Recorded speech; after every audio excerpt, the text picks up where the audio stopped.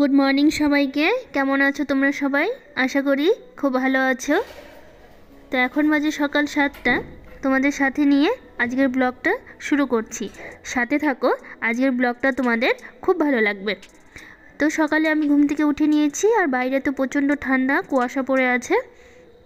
তো আমি রান্নাঘরে এসে রাতে যে কিছু বাসন ছিল যেগুলো আমি ধুয়ে রেখেছিলাম সেগুলো আমি একটু গুছিয়ে নিচ্ছি।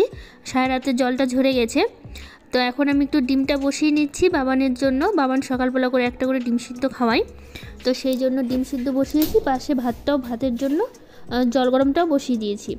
এদিকে জল গরমটা হয়ে গেছে, আর আমি মাছের ঝোল করব, সেই জন্য মশলাগুলো কেটে নিয়েছি। পেঁয়াজ, আদা, রসুন ওগুলো কেটে নিয়েছি। আর একটু ভাজা করব হচ্ছে বিনস আর আলু একসাথে আমি কেটে নিয়েছি, ওগুলো ভেজে নেব।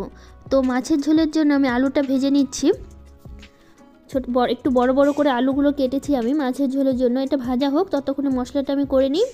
একটু বেশি করে পেঁয়াজ দিয়ে আর রসুন দিয়ে আদা দিয়ে একটু মাছের ঝোল করব। মুখে একদমই স্বাদ নেই, কি খাবো কিছু বুঝতে পারছি না। তাই ভাবলাম আজকে একটু বেশি করে পেঁয়াজ দিয়ে মাছের ঝোলটা করি। রোজ রোজ এই আলু বেগুন দিয়ে ফুলকপি দিয়ে এগুলো দিয়ে আর মাছের ঝোল খেতে ভালো লাগছে না। তাই ভাবলাম একটু বেশি করে পেঁয়াজ দিয়ে করে দেখি কেমন লাগে খেতে। তো খেয়ে দেখেছি, সত্যি ভীষণ ভালো হয়েছে, ভালো লেগেছে খেতে। তো এইদিকে আমার হচ্ছে আলু ভাজাগুলো হয়ে গেছে, আলু ভেজে আমি তুলে নিয়েছি। আর তেলে হচ্ছে শুকনো লঙ্কা, জিরে ফোড়ন দিয়ে একটু লবণ দিয়েছি যাতে তেল না ছিটকায়। তো মশলাটা দিয়ে দেখো আমি একটু কষিয়ে নিচ্ছি, আর একটু টমেটো দিয়েছি, আর সাথে লবণ হলুদ দিয়ে ভালো করে আমি একটু কষিয়ে নেব মশলাটা কষানো হোক। আর আমি একটু কাশ্মীরি লঙ্কার গুঁড়ো দিয়ে দিব যাতে কালারটা একটু বেশ সুন্দর আসে। কালারটা আমি কারণ কাঁচা লঙ্কা দিয়ে আমি হচ্ছে বেটেছি, শুকনো লঙ্কা দেইনি, সেই জন্য। তো এইদিকে আমার মশলা কষানো কমপ্লিট। আমি একটু গরম জল করেছিলাম, সেই গরম জলটা দিয়ে দিলাম।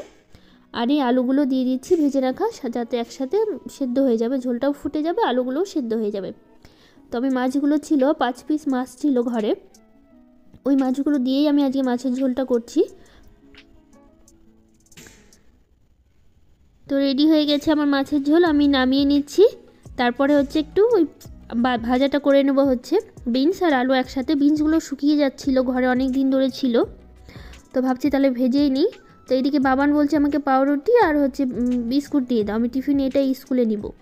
তো পাউরুটিগুলো একটু সেঁকে দিলাম, আর বিস্কুট ছিল ঘরে, তো ওই বিস্কুটগুলো দিয়েছি। এদিকে রেডি মানে বাবানের হচ্ছে টিফিন। আর আমি ভাতগুলো বেড়ে নিচ্ছি, কারণ টাইম হয়ে গেছে স্কুলের।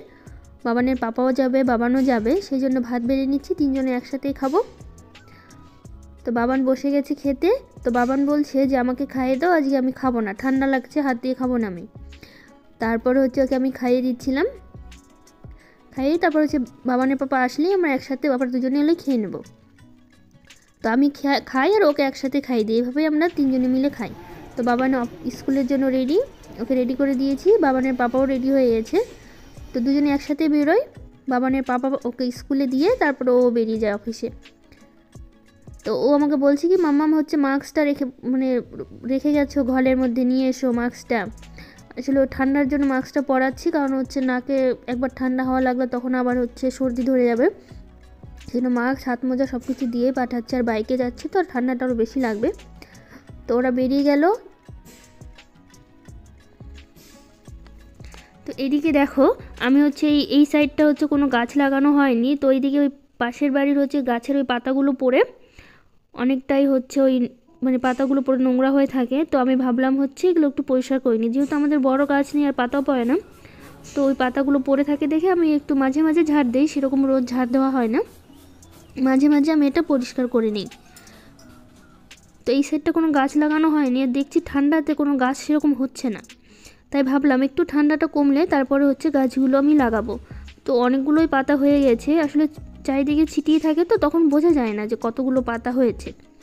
তো এক জায়গায় ঝাড় দিয়ে এক জায়গায় করলে তখন দেখি অনেকগুলো পাতাই হয়ে গেছে। তো সেই জন্য সবগুলো পাতা এক জায়গায় করে মনে হয় তখন অনেকগুলো পাতা। তো আমার ঝাড় দেওয়া কমপ্লিট। আর এই ঘরটাতে হচ্ছে বেড কভারটা আমি ধুয়েছিলাম, কারণ এই ঘরটাতে সেরকম আসা হয় না দেখে হচ্ছে ঘরটা হচ্ছে বেড কভারটা নোংরাও হয় না, অনেক দিন ধরেই ছিল, তো ভাবলাম একটু কেচে দিই। তো এই ঘরে বেড কভারটা কেচে দিয়েছি, তো ঘরটা একটু গুছিয়ে নিচ্ছি আমি।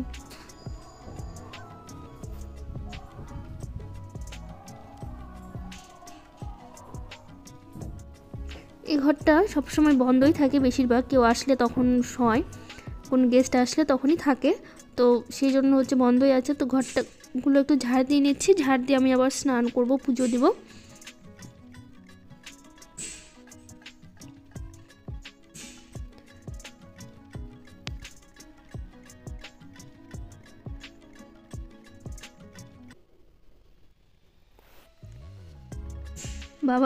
বাবানের পাপা স্কুলে চলে গেলে তখন তো আমি একাই থাকি, তো বাড়ির যত কাজগুলো থাকে সেগুলো সেরে নিয়ে আমি পরিষ্কার করে নিই। তো এইদিকে আমার স্নান হয়ে গেছে, এবার আমি পুজো দিতে যাব। তো ঠাকুরকে একটু পরিষ্কার করে নিচ্ছি আমি।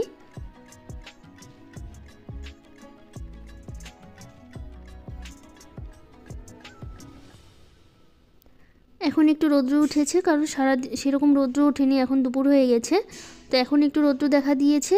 সকাল থেকে খুব কুয়াশা ছিল, ঠান্ডা ছিল, একটুকু রৌদ্র ছিল না। তো আমি গরম জল করে তারপরে স্নান করা হলো।